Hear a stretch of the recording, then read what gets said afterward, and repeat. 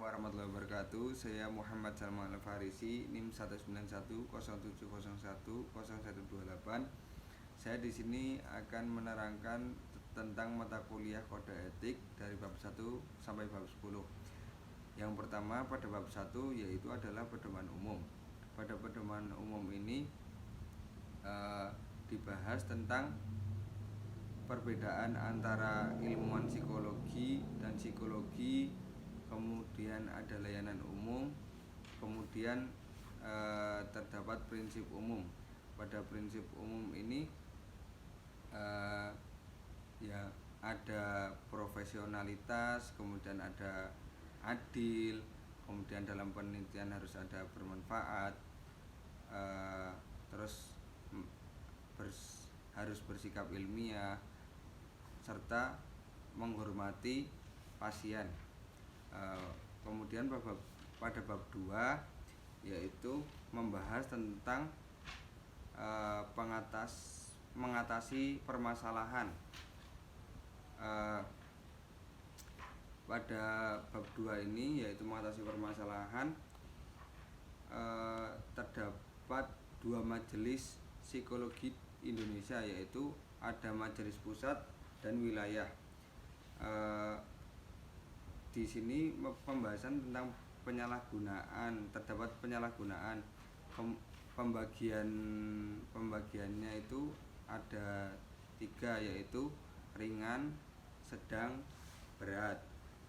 Pada pelanggaran yang ringan ini yaitu melebihkan pada waktu tes. Kemudian pada pelanggaran sedang yaitu salahnya diagnosis. Pada pelanggaran berat yaitu manipulasi data, yang mana pelanggaran ini akan dihakimi oleh HIMSI dan majelis. Kemudian pada bab ketiga yaitu kompetensi. Pada kompetensi ini seorang psikolog maupun ilmuwan psikolog ketika melakukan penelitian harus sesuai dengan standar yang ia miliki, tidak melenceng, tidak melebihkan apa yang telah dia pelajari. Kemudian ketika ia menangani sebuah permasalahan atau ketika sedang penelitian, ia tidak boleh membawa permasalahan yang sedang ia alami, yaitu berupa menahan diri atau tidak baperan. Kemudian para psikolog dan ilmuwan psikolog boleh memberikan mandat kepada orang masyarakat biasa ketika terjadinya bencana alam. Kemudian pada bab keempat ini menerangkan tentang hubungan antara seorang psikolog atau ilmuwan psikolog dengan pasiennya atau kliennya. Seorang psikolog atau ilmuwan psikologi harus memiliki sikap profesionalitas, yang mana tidak boleh membawa permasalahan yang sedang ia alami ke dalam penelitiannya, karena ditakutkan ketika ia terdapat konflik itu akan mengganggu penelitiannya atau bahkan bisa timbul konflik-konflik baru. Seorang psikolog atau ilmuwan psikolog harus memberitahu tentang struktural persetujuan tentang penelitian yang akan dilaksanakan kepada pasien atau kliennya. Kemudian seorang psikolog bisa mengalihkan penelitiannya ini ke psikologi atau ilmuwan psikolog lainnya ketika ia sudah tidak mampu mengatasi permasalahan tersebut, atau seorang klien terdapat kondisi tertentu yang mengharuskan ia harus berpindah ke psikolog yang lainnya. Kemudian pada bab kelima menerangkan tentang kerahasiaan.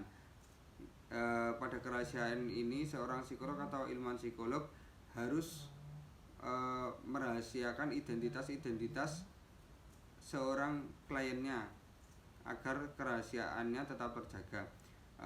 Seorang psikolog atau ilmuwan psikolog harus menggunakan bahasa yang mudah dipahami untuk hasil dan rekam medisnya, karena ketika semisal itu berpindah psikolog, seorang klien berpindah psikolog atau ilmuwan psikologi lainnya, itu mudah dipahami, jadi bisa dengan mudah untuk meneruskannya. Dan juga harus diurutkan sesuai struktur atau abjadnya untuk mempermudah. Kemudian bab ke-6 yaitu tentang periklanan. Seorang psikolog atau ilmuwan psikologi boleh mengiklankan dirinya di media sosial, iklan, media cetak dan sebagainya. Tetapi ketika seorang psikolog atau ilmuwan psikologi membuat sebuah iklan, ia harus sesuai dengan standarnya di iklan tersebut, tidak boleh melebih-lebihkan, karena akan bisa berdampak pada ketika ia sedang melakukan penelitian dan akan terkena pasal-pasal. Kemudian pada bab ke-7 ini menerangkan tentang dana atau pembiayaan. Pada pembiayaan ini seorang psikolog atau ilmuwan psikolog ketika memasang tarif harus berdasarkan dengan standar kompetensi yang ia miliki, tidak boleh asal-asalan dalam memberi tarif, karena tidak akan merugikan klien atau pasien. Kemudian tarif bisa juga diukur sesuai dengan pelayanan yang diberikan kepada klien atau pasien, menggunakan pelayanan yang seperti apa. Kemudian seorang psikolog atau ilmuwan psikolog boleh menerima pembiayaan non tunai. Yang dimaksud non tunai ya bisa berupa barang, semisal seorang klien atau pasien ini tidak memiliki dana yang cukup besar. Kemudian pada bab 8 yaitu akan membahas tentang pendidikan, yang dimana seorang psikolog atau ilmuwan psikologi ketika melakukan pelatihan atau